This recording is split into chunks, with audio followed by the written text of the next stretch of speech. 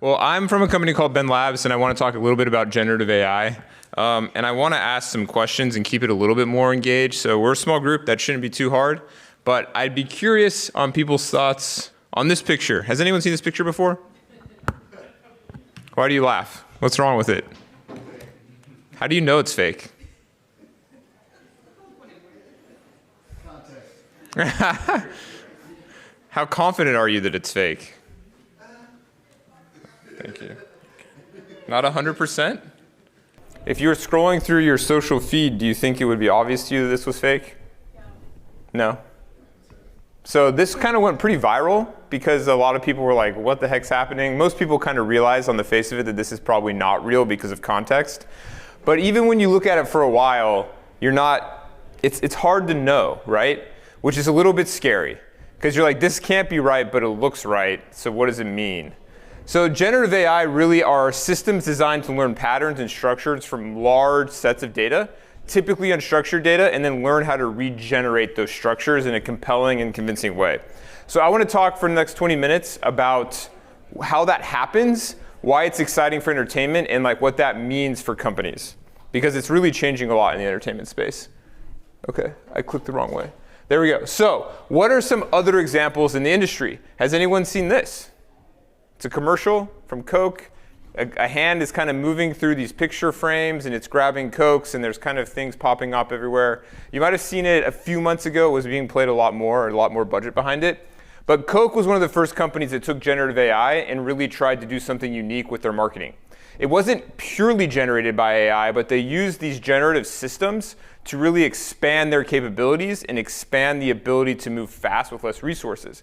So a lot of what you see, if you look this up, is this thing moving through these worlds. And a lot of those worlds were generated by AI and then kind of tuned by humans. So Coke was one of the first large companies to really take some of these systems, take their expert marketers and designers and combine the two to create a really compelling advertisement. And that worked really well. It was extremely popular, went really viral. It was really kind of a great piece for Coke. And it was one of the first examples, I think, of combining these worlds in the entertainment space. One you might not be as familiar with is AI Fashion Week. It's literally what they called it, was AI Fashion Week. So the Fashion Week, as maybe you've heard of, decided to do a thing special where they brought fashion designers with AI experts, and they kind of challenged them to use both of their domain knowledge and create fashion, and then build fashion or like create it in the real world with the use of AI. And so they created some very interesting designs, and then they actually like had the models wear them and show them off, and they were actually pretty good. Like they were very interesting. When you're looking at fashion, it can be a very fast-moving industry. So the ability to be on the trend and understand what's going on and then maybe have an AI help you adapt that very quickly is very compelling. It's also a lot cheaper to have AI do a lot of like the heavy lifting up front. And so it's really interesting to see this, even in a very non-traditionally technical area like fashion, being adapted because it can be so powerful. Next one. Ooh, I'm clicking the wrong way. The Masters Golf Tournament. This was probably one of the more interesting ones to me. So the Masters I would not put up there as like a top tech company, but they did something really interesting. With golf, there's a lot of scenes going on where you just don't want to go, like getting the highlight reel is very hard. Like breaking it all down, putting it into clips, figuring out what was interesting, adding the commentary was like really time intensive for the Masters. So what they did is they actually used AI. They trained it specifically for golf. So they trained essentially like an expert golf AI agent. It would watch the videos and it would comment and add the commentary on top automatically. So they could, with a click of a button, create thousands of videos from a single golf tournament, upload them to their YouTube, and people could come and see highlights with AI explanations of what's going on. Because a lot of people, if you don't play golf, it's kind of hard to understand exactly what's going on in the scene, and they needed something over the top, but they didn't want to pay the commentators to do that for every little clip that they uploaded. So a fairly sophisticated algorithm from, I would argue, a not super sophisticated company was able to be deployed and extremely expand the amount of reach they had with their content. So AI is very present already in this space, and you may not know it, but a lot of the things you are seeing are being touched by these generative AI machines. I keep clicking the wrong way. Last but not least example is a very interesting one, and a lot of people thought, eventually it goes here. but the AI girlfriend from an influencer. I bring this one up because it's pretty interesting what happened. So they designed it to basically be more of a chatbot with her personality. So if you were a fan, you could pay some amount of money a month and essentially like get a personalized chat experience. Obviously, even the best intentions go a little bit wrong, and people push it in bad ways, and they had to shut it down. And they're actually working on bringing it back up with more like safeguards and figuring all that out. But she estimated she could have made over $5 million a year just from this one thing if she'd kept it on, with literally doing nothing other than like uploading her data to an AI and training it on her personality. So the world is changing very fast. The things that you interact with, the things that you see, the things that are generated for you may not be from humans. And you might not know the difference. And the question is like, what does that mean for companies? What does that mean for us? Is that good? Is that bad? What should we do about it? There's a lot of questions here. We're not going to hit them all. But I wanted to start with some of these examples because while you've probably heard about generative AI, you're at an AI conference, you may not be aware of how much it's touching already. Even on TubeBuddy, which is one of our products, a few months ago, even maybe close to a year, we created a tool called a title generator. So if you're a YouTuber or a creator and you want to have brainstorming ideas with like, what should my next title be, my next idea, my next script even, you can ask these large language models like ChatGPT or even Llama if you're watching like Facebook, what they're doing, and get ideas that are quite strong. Here's an example from some of mine where I'm saying how generative AI is making a difference in entertainment, and it's generating, with the click of a button, dozens of different examples. I can iterate with it, I can brainstorm with it, I can move back and forth. I probably could have created this presentation from it, but it's pretty incredible what it can do. So what are the potential perils on this path ahead? Because it sounds great, right? Things will help us make content faster, do our jobs better. There's no downsides here. But as we all know, there are many downsides here. So what are some of the issues we're seeing with this nascent technology, and like what can we do to be aware of that? The 4 things I want to hit on are 1, hallucinations, 2, deepfakes and misinformation. Sorry, I was going to say a different word. Non-differentiated and IP infringement. So the first one, deepfakes, I think people are, the second one, deepfakes, are pretty aware. So deepfake was the first thing we saw, right? The Pope in a jacket doing something that's not real is a deepfake. Why should we care? It's kind of funny. Like, maybe it doesn't hurt anybody. Like, any opinions on that? Why do deepfakes matter? Are they actually dangerous? Just the beginning. It starts with the joke, and then it can move into, the better the technology gets, the realer it gets. It can go from confusing to actual news, and I've heard about infections like causing influencing votes because of something that actually didn't happen, but it looks so real. Yep, definitely. Just in terms of visual media and consumption of that, I mean, when did airbrushing hit, and how has that impacted mental health? Yeah. Yeah. So there's going to be a lot of stuff that you can't tell the difference necessarily really on the surface. Yeah, it's not good. Yeah. The thing is, right, there is a fake news that in text. Yeah. You can also supplement that with an image. Yeah. To make the consumer. Yeah. Yeah. Back. Fundamentally, it goes to truth, right? It presents so much more versions of the truth that we as consumers, we can't tell. 100%. So let me tell you a story. I was talking with the Attorney General of Utah, and it's interesting because most of us are good here, and so you don't think of like the most terrible things you can do. But imagine your significant other is on a cruise without you, with her friends, and you get a call. And it sounds like your significant other. There's even a picture that gets sent to you of your significant other. And you can't tell the difference. You don't know. It sounds like her, looks like her or him. And you can't, there's no other way for you to confirm the information. And they're saying, if you don't send me some money, like bad things are going to happen, right? What do? That literally can happen today. And yeah, and not just that, but also expanding the communications channel. So you try to reach out, and then you're getting the deepfake version. Yeah, exactly. Yeah, what's happening is they'll actually steal your phone on the cruise so that they can't get a hold of you to confirm you're okay. So you're okay, but it looks like you're not okay. It sounds like you're not okay. So another thing, say you commit a crime and you're a criminal, and you generate a video of you being somewhere else during the time the crime was committed. What if they can't tell? What do you do about that? Yeah, maybe. So, not to incite any criminal activities tonight.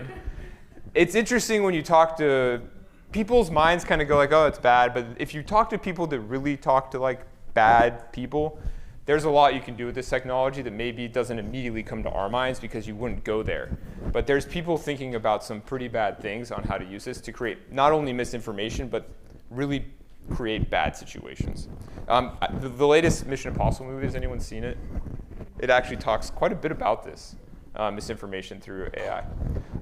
Hallucinations are obviously a concern. If you're relying on an AI to give you information and it's wrong, and you use and make decisions based on that, that's a big problem. The most recent case study I've kind of heard of this is a lawyer went to ChatGPT and had it help him write his brief for an actual legal case.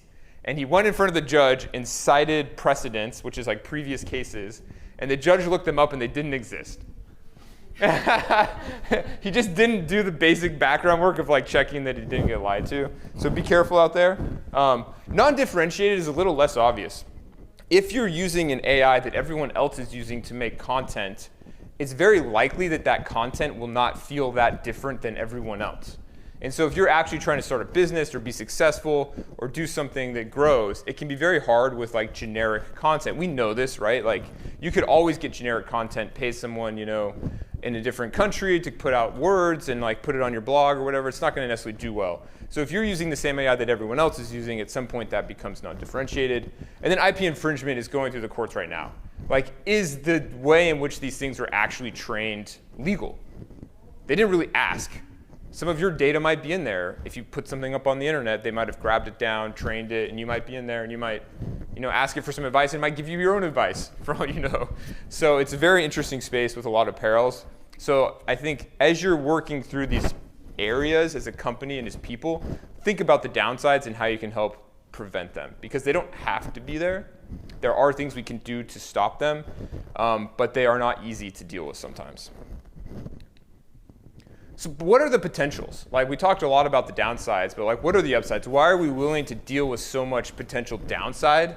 So Mark Andreessen is a really famous, you know, tech guy, lots of investments, and he has this quote, came out a few months ago, where he said, the era of artificial intelligence is here, and boy, are people freaking out. Fortunately, I'm here to bring the good news. AI will not destroy the world, and in fact, it may save it. So he has a very different opinion from some other people. They actually had a summit recently on like regulation where, you know, Elon Musk and Mark Zuckerberg kind of put some cases. I think Bill Gates was even there talking about like the pros and cons here. So it's big on people's minds. But what are the good things? So one, I would say, is the ability to focus on your actual expertise. So having a chat bot or an image generator or something that can help you move faster, if used appropriately, can be very powerful. It's kind of like a calculator. Before the calculator, it was quite hard to do large math, right? Calculator came out, you can focus more on being strategic, and the math is kind of taken care of for you. AI is no different than any other technology that's ever been created. It is a technology. It can be used for good. It can be used for bad. It can be used for whatever you want. But it's kind of up to us to figure out how to use it. And I would argue it can be very useful to help scale you in areas that you're not an expert at. Maybe you're not a copywriter. Maybe you're not great at writing good headlines. Maybe you need a brainstorming partner, but you don't want to pay someone to do that. You just want to pay ChatGPT $20 a month. Go and do that. Use these tools, because it will be hard for you to know how to use them if you don't even try. So I would say it can really help scale you. Increased scale and automation. This is a big one for people, but also for companies. So my wife has a friend who's a copywriter, and I think that's a hard job to be in right now, because it's a lot easier to scale copywriting right now than it was a year ago. Copywriting is like, you just need product information, spit out a thing that kind of explains it. Like that, ChatGPT will do that all day. And it will be generally right if you feed it the information well. So there's real power to scale some of these more monotonous things, which overall for us as a human society is good. For individuals, it can be bad, because that might be what they were doing. But I would argue that if we can help kind of scale them and help them upskill, that it can be overall good. But there's real scale and automation coming from these tools. A lot of people still aren't using them. You might think that you're in AI, and so for you, it's like everyone's using ChatGPT. But if you go talk to random people on the street, they've probably heard about it, but there's a good chance they haven't actually used it. That's going to change over time. As these tools get better, as they get more mainstream, as more things start to implement them, it'll be very common to just plug in something that would have taken a week and to get something back in a few seconds. Doesn't mean it's great. You might still have to iterate on it, but it will be a lot faster. I'm a big believer in AI collaboration, which is to say that it's not AI versus humans or humans versus AI. It's really the combination of these two systems that is really powerful. Again, it's a technology, and like any technology, it can help us if you understand it. So I think there's a real power to be able to use it to collaborate with, to get ideas from, to iterate with. If you're actually like a really good copywriter, maybe now you can do hundreds of things a day where maybe before you could only do tens. And the AI is getting the basics going, and then you're really like adding your expertise on top. So I think there's a real power around collaboration. And then kind of the interesting theoretical thing is the limitless growth potential. For all we know, this thing will just keep getting better. 100 years from now, it might be 100 times better. We don't really know. So there's kind of this there's this tool that's starting to get used, and if you get good with it, it's going to get better. And as it gets better and you get better with it, you have this ability to keep growing your synergy. It's like when Google Search first came out. We talk about prompt engineers, which I think is funny. People are like, prompt engineering is the future. They said this too when Google first came out. Like search experts, right? That was a thing. People who are really good at searching on Google. You'd add the quotes and the pluses and the minuses and the advanced search. And some of us still do that today, but the truth is Google just got really good at taking whatever you threw at it and figuring out what you meant. ChatGPT is going to get a lot better. Whatever GPT or whatever chatbot we're using in the future, its prompt engineering will happen in the system. It'll be a lot more forgiving of people just throwing stuff at it. And so there's this limitless potentially growth potential for the tools to really help us do more. Things I would look for is images are coming soon, like generative images on like ChatGPT. There's already tools to do this. And then like generative video. We're maybe not that far away from generating pretty realistic video that's longer than like 5 seconds. If you want to look at that, there's a couple tools out there, which I'm blanking right now. Midjourney is the best one, I think, for images. And Runway is the video one that I think is pretty good. But you only get a few seconds, so we're not quite there yet. Whoop. Keep going. Oops. So what do we do about it? Like if you want to stay ahead, say you're aware of all these things and you want to do something about it. Like what are some things that we can do? So data. If you want to leverage these things better than everybody else, you need to give it better data. Because everyone has the same technology that you have. Everyone can use it. How do you use it better? Yeah, you can prompt it better. I think that's true for now, but that's going to go away. But if you have personalized, contextualized data about yourself, your company, your users, that makes it really powerful. If you're a product and you have all this data and you can feed it away into these large language models to make it interesting for it, it can start to do things that no one else can do because no one else has that data. So I'll talk more about this, but the first thing is think about your data. Next is talent and expertise. This isn't an advanced technology. It's on the cutting edge. If you want to use it better than anyone else, invest in the right talent and expertise at your company. Get people on board that know about it, that are excited about it, that use it, that understand the underlying technology, and they will help push you forward. Because we are really on the edge here, right? This is new technology that's not really understood at scale. And so we have an opportunity here, I think, to bring great people in to help us. Next is a culture of innovation. A lot of things are going to fail in what we do. Some of the things you're going to try as a company to use these tools for probably won't work. Some of them will. But you really need that culture of innovation internally to help move it forward and take those failures in stride and keep moving. So don't be dissuaded if you fail when you're working at the edge of technology, because that's the price you pay if you want to be an early adopter. So push through the failure and have more of a culture of innovation. And the next is kind of just monitor and adapt it. Understand what you hope it will do for you. Treat it like any other project you would in a company. Have KPIs. Have an understanding of what you want this tool to do for you. Monitor it. See if it's doing it. If it's not, adapt your strategies and keep moving forward. I think it's really easy because it's so different for people to think of it as like a separate thing. But again, it's a technology. and it's a thing you can leverage. Treat it like a business should treat a technology as a tool. Monitor how that tool is working for you, and if it's not working well, figure out ways to make it work well, because your competitors surely will, and you're going to get left behind at some point. It might not be this year, it might not be in the next couple years, but all the products, all the businesses are going to be using these technologies in the coming years.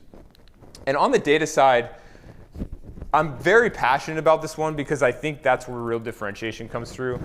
Like, you need to feed it the necessary context so that it can give you differentiated opportunities. If you ask it the same thing with the same context, you'll get a pretty similar answer. If you and your competitors are all typing in, how do I make a better product for my users, you're all getting the same answers. So that's not super helpful, right, at that point. So like, how do you provide it with the necessary data to make it better for you? That could go as far as like, so I like write a Substack thing, and sometimes I throw it all of my past articles and the click-through rates and everything, and I'm like, what should I write about next based on this?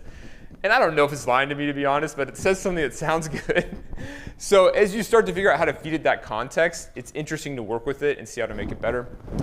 It requires strong data practices. So if you're at a company that has data all over the place, if you're constantly upset about your data practices and your spaghetti infrastructure, you should start fixing that now, because that's going to be critical to the future. So if you're not already doing that, think about that. And then last but not least is it does increase the accuracy.